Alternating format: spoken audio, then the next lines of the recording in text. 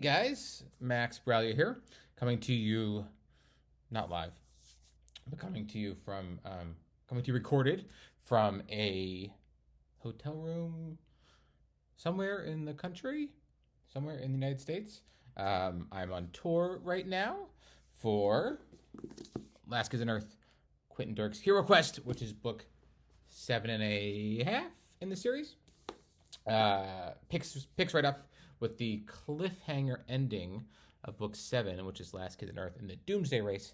And then this story is about Quint and Dirk on their own sort of side solo quest adventure. It's got like a fun fantasy, weird, a little bit different, but really fun vibe.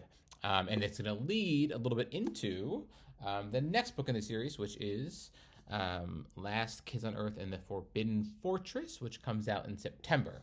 So I'm going to do like a little reading thing of the first chapter, some of the first chapter. So hang on to your butts. Love that orange. All right. Speaking voice. Chapter 1.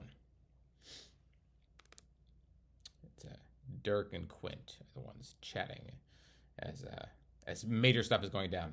So it opens with them in the mollusk, the giant shopping mall, while it's under attack, but they've just left Jack and June to deal with Thrall, and they're off to sort of try to save the day on their own.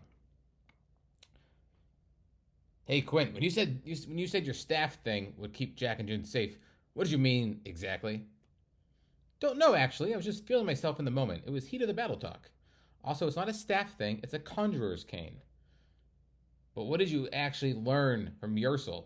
Dirk asks, as he vaults over a crushed sunglasses kiosk and dodges a fallen Vote for Gazette banner. It was mostly conceptual, Quint says. The big ideas. You see, the conjuring done by those from the monster dimension is not all that different from science in our dimension. That conceptual junk better be good for fighting, because fighting is about to happen, Dirk says. Then he shuts up so he can just run. At this moment, Quint and Dirk are speeding through the Millennium Supermall. Their destination? The parking garage. Why? Because that's where the Bone Howler, loyal servant of the villainous Thrall, is headed. A battle awaits. And it's crucial the battle goes well, because the Bone Howler's goal is a vile one. Stop the mall's monster residents from escaping by any means necessary. Yep, the Bone Howler is bad news. And there we see a little example of the Bone Howler being bad news and going, scream! We gotta hurry, Dirk barks as he catches a flash of movement outside. Through a gash torn in the mall's side, he spots the charging Bone Howler. It's gonna be at the parking garage soon. Quint, please tell me Ursula gave you like a tutorial for how to beat this dude.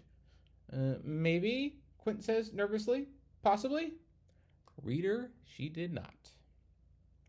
Dirk races up a broken escalator, taking the steps 3 at a time, and Quint follows. Their sneakers squeak and squeal as they speed inside a Lids store. You know, like the hat place. There, a broken window gives them a view of the parking garage and the fractured pavement and train track graveyard beyond. Carapaces, Quint cheers, pointing to the garage. The evacuation is underway. Sure enough, 3 of the crab-like creatures scurry out of the garage's exit tunnel. Atop each carapace is a car or truck, the carapace's shell, and inside each shell vehicle are monsters, the residents of Mollusk City. Soon another carapace scuttles out of the tunnel, then another and another, until dozens are marching out of the garage, out onto a hunk of uprooted parking lot concrete. It looks like the world's most bizarre homecoming parade. And look who's leading the getaway. I think that's like my new Dirk voice maybe, and it's a little bit weird, so sorry about that. I don't have like a good Dirk voice. And look who's leading the getaway, Dirk says, grinning. It's Johnny Steve, the newly elected mayor of Mollusk City. He hurries alongside the Carapace caravan, directing the escape, or attempting to. This way, citizens! I, your mayor, will lead you to safety. You're pointing to a brick wall, Johnny Steve. Right now, Quint and Dirk are clueless to the state of the battle raging inside the mall. They only know their best friends, Jack and June, are locked in a desperate battle with Thrall. But here, at least, But here, at least, Everything is going according to plan until kaboosh, kaboosh, the sound of bone crashing against concrete, pounding hooves. Here it comes, Quint says, and then the bone howler explodes into view. The evil beast is a nightmare of vine and skeleton. All right, then, Dirk says, drawing his sword. No matter what, we don't let that thing reach the carapaces. We're too close to victory. Quint replies, I'm not certain that fleeing in fear counts as victory. Hey, we're fighting another dimensional skeleton army, Dirk says. I count another 10 seconds of breathing as a win. Let's aim for 15, Quint says. And with that, Dirk cries, Hang on, drooler, and jumps. He hits the ground hard, landing squarely in the path of the charging bone howler. Dirk's hand flashes, and his sword, I really went hard on the W sound there, and his sword, dripping with ultra slime, slashes upward. Hey, drooler, watch how your old man slays a beast. Meep, meepity meep. That's my drooler meep meep sounds. Slice! The wet blade slices through the bone howler's snout, shearing off a hunk of bone and vine. The skeletal beast recoils and draws back a talon in a furious rage. Dirk, watch out! Quint shouts, rushing into the fray, but the warning comes too late. The bone howler's claws lash out, snapping forward, and clang! Dirk's sword is smacked from his hand. The blade sails end over end before plunging into the ground, tip first, like a deadly exclamation point. That could have gone better. Yes, I have notes. Quint glances back at the garage and the parade of escaping monsters and swallows. Dirk, he says softly, right now you and I are the only thing preventing the bone howler from tearing apart every last citizen of Mollusk City. Hey, don't forget Drooler, Dirk says. It's his ultra slime that can actually hurt this thing. The bone howler's midnight eyes flash. A whistling snarl escapes its half-severed snout as it takes a heavy step forward. But suddenly, screech! The spine-scraping squeal of speaker feedback blasts through the air. The bone howler jerks. Quint winces. Dirk cups his hands tight over Drooler's ear holes. And so this is like a speaker sounds.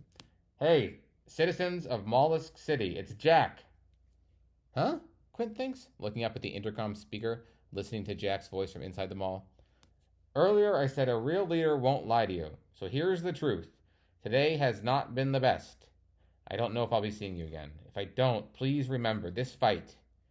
If you work together, you can fight back and you can win. That's the truth. It's Jack's big moment.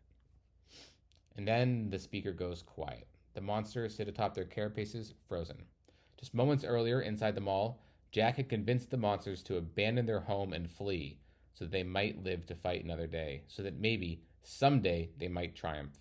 But without a single word being spoken, the monsters seem now to be deciding that someday is actually this day.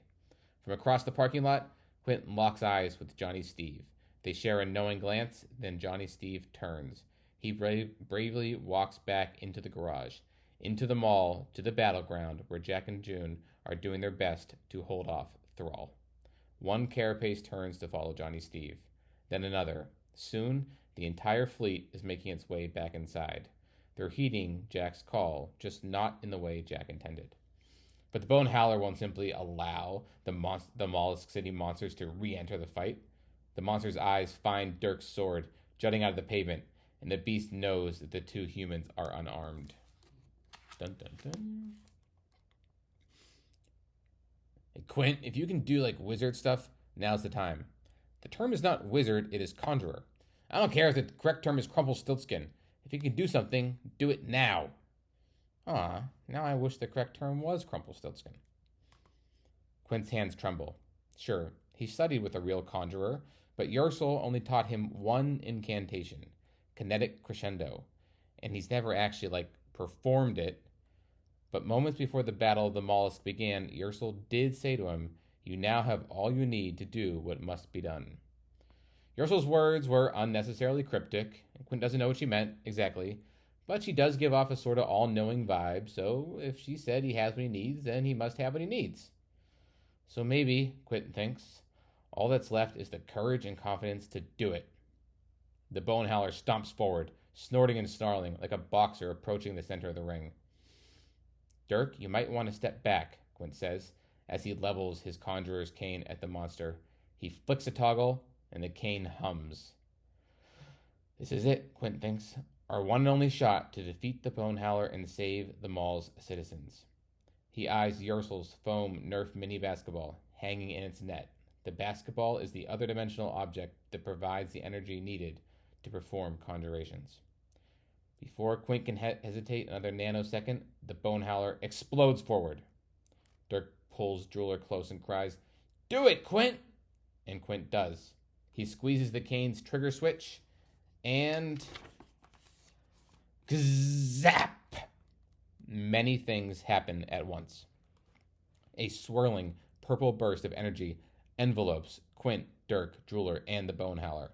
Everything goes pin drop silent, like someone pressed mute on the world. Quint winces. He feels like his body is being flattened. It reminds him of the summer he went to space camp and rode the anti-gravity chair, pulling 9 Gs. He didn't enjoy that experience one bit, and he enjoys this one even less. Dirk feels the ground beneath his feet seem to drop away. It's like that moment on the pirate ship ride at Funland, when the ship is swung all the way back and just hangs there for an excruciatingly long moment before it crashes forward, catapulting your stomach into your throat. And then the silence ends. And then the silence ends. Replaced by the sounds of ripping and shredding and a primal, agonized scream. The smoke clears. Where Quint and Dirk were standing, there is now only a smoldering crater and one half of the bone howler. Dun, dun, dun, dun. Chapter 2. I'll do like a little bit here. Ugh. Quint groans. His head is buzzing, like a bunch of hornets are throwing a party inside his skull. Dirk wipes his stinging eyes. Smells like burnt Eggos. As the purple mist begins to thin, Dirk stares slack-jawed. It takes a moment, but the sight before him is unmistakable. The bone howler, sprawled on the floor, sliced cleanly in two. Quint, you did it! You, magic sliced the howler in half. That's right, you bisected bonehead. My buddy Quint is a real deal wizard. And I'll be taking this, Dirk says, wrenching his blade from the ground. But as he does, he realizes the ground is no longer the cracked concrete of the mall parking lot. It's different. Dirk glances at Drooler, perched on his shoulder, and sees something like concern on the little monster's face. You okay, champ? Drooler meeps nervously. With the fog now clear, Dirk sees why. There is no mall, no parking lot, no garage, no caravan of carapaces. Dirk's glee evaporates. Hey, Quint, where are we? What do you mean? Quint manages. He's on the ground, like his knees have given out. He looks a bit like Yersel did after she blasted the howler off the mollusk. He looks wiped, drained of all energy. Then Quint's eyes pop open, and his legs go rigid as fear forces him to his feet. Oh no, the conjuration went wrong. I didn't perform it properly, and I think I... Well, what? Dirk asks. I think I, teleported us? Teleported, Dirk says. Is that why I felt like I was getting turned inside out a minute ago? Quint presses a hand to his stomach, like he's trying to force himself not to barf. Yersel warned me about this. She specifically said the wrong mixture of science and spell and your entire molecular structure could be displaced, transported to another location. Dirk presses a finger into his palm. I don't check into my molecules that often, but they all seem to be accounted for. So the duo take in their new surroundings. They're in a castle hall with a vaulted, triangular ceiling. Long, colorful carpets cover the floors, and tapestries drape the stone walls. Nearby, a turkey leg the size of a bowling pin sits on a silver platter. It looks fresh, glistening and golden. Buddy, I don't know how to tell you this, Dirk says, but I think you did more than transport us to another place. I think you transported us all the way. Back in time.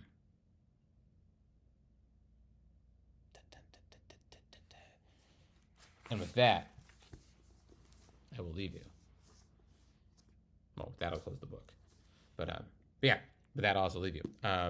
Yes, Chapter 1 and the very beginning of Chapter 2 of The Last Kids on Earth. Quint and Dirk's Hero Quest, book 7.5, book between Last Kids on Earth and the Doomsday Race, book 7, and the upcoming Last Kids on Earth and the Forbidden Fortress, which sees Quint, Dirk, Jack, and June all on a... I don't want to spoil it. It's a big, very, very cool thing.